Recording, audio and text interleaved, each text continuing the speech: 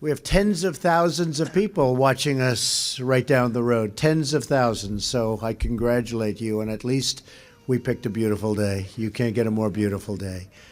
I want to thank our Vice President, Mike Pence, for that wonderful introduction. I also want to thank you and Karen for being true champions for life. Thank you, and thank Karen. Today I'm honored and really proud to be the first president to stand with you here at the White House to address the 45th March for Life. That's very, very special. 45th March for Life, and this is a truly remarkable group. Today, tens of thousands of families, students, and patriots, and really just great citizens gather here in our nation's capital. You come from many backgrounds, many places, but you all come for one beautiful cause: to build a society where life is celebrated, protected, and cherished. The March for Life is a movement born out of love. You love your families, you love your neighbors, you love our nation, and you love every child, born and unborn, because you believe that every life is sacred, that every child is a precious gift from God.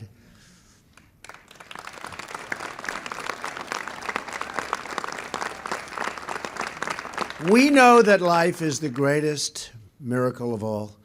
We see it in the eyes of every new mother who cradles that wonderful, innocent, and glorious newborn child in her loving arms. I want to thank every person here today and all across our country who works with such big hearts and tireless devotion to make sure that parents have the care and support they need to choose life.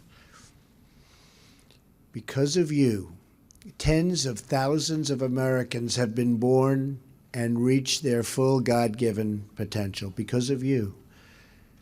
You're living witnesses of this year's March for Life theme, and that theme is Love Saves Lives.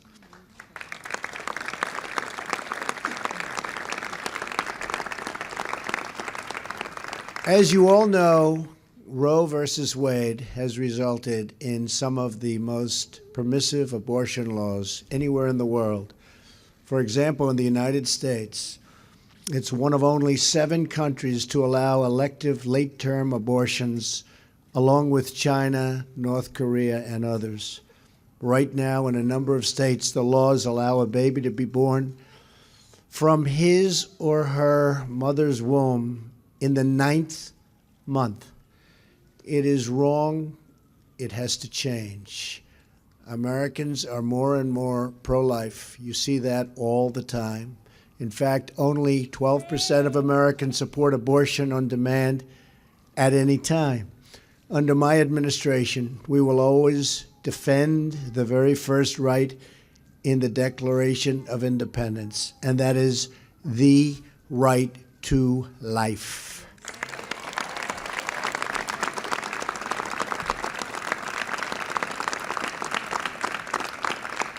Tomorrow will mark exactly 1 year since I took the oath of office.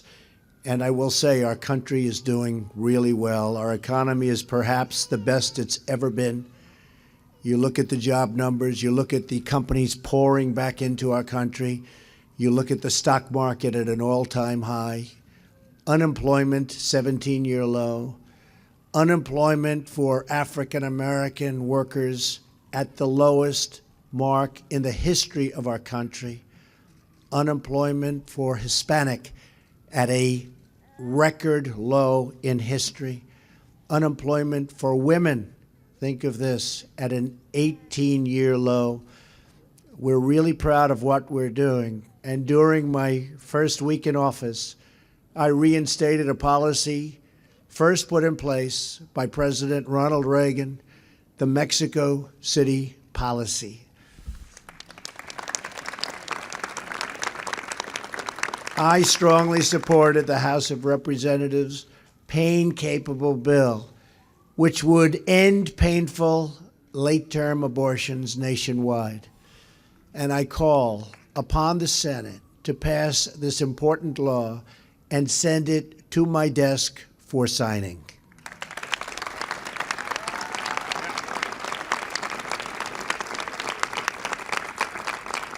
On the National Day of Prayer, I signed an executive order to protect religious liberty.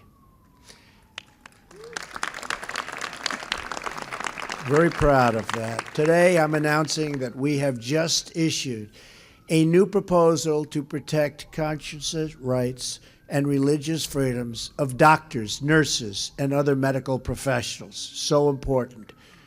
I have also just reversed the previous administration's policy that restricted states' efforts to direct Medicaid funding away from abortion facilities that violate the law.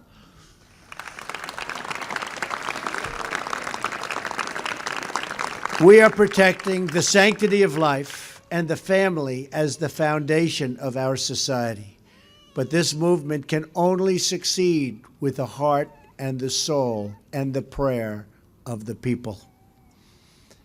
Here with us today is Mary Anna Donadio from Greensboro, North Carolina. Where is Mariana?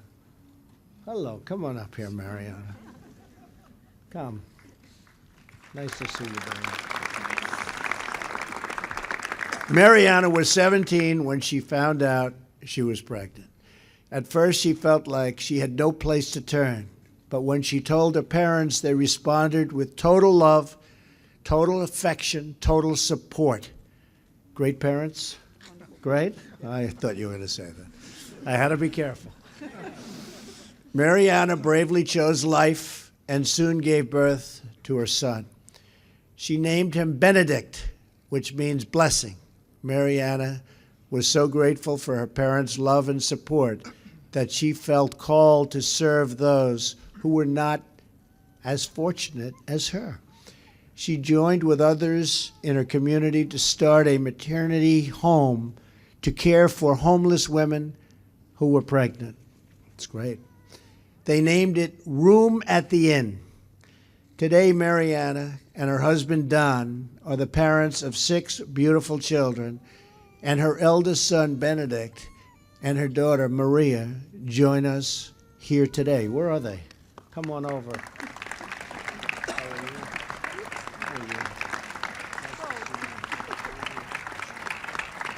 That's great. Over the last 15 years, Room at the Inn has provided housing, childcare, counseling, education, and job training to more than 400 women. Even more importantly, it has given them hope. It has shown each woman that she is not forgotten, that she is not alone, and she really now has a whole family of people who will help her succeed. That hope is the true gift of this incredible movement that brings us together today. It is the gift of friendship, the gift of mentorship, and the gift of encouragement, love, and support. Those are beautiful words, and those are beautiful gifts. And most importantly of all, it is the gift of life itself. That is why we march. That is why we pray, and that is why we declare that America's future will be filled with goodness, peace, joy, dignity, and life for every child of God.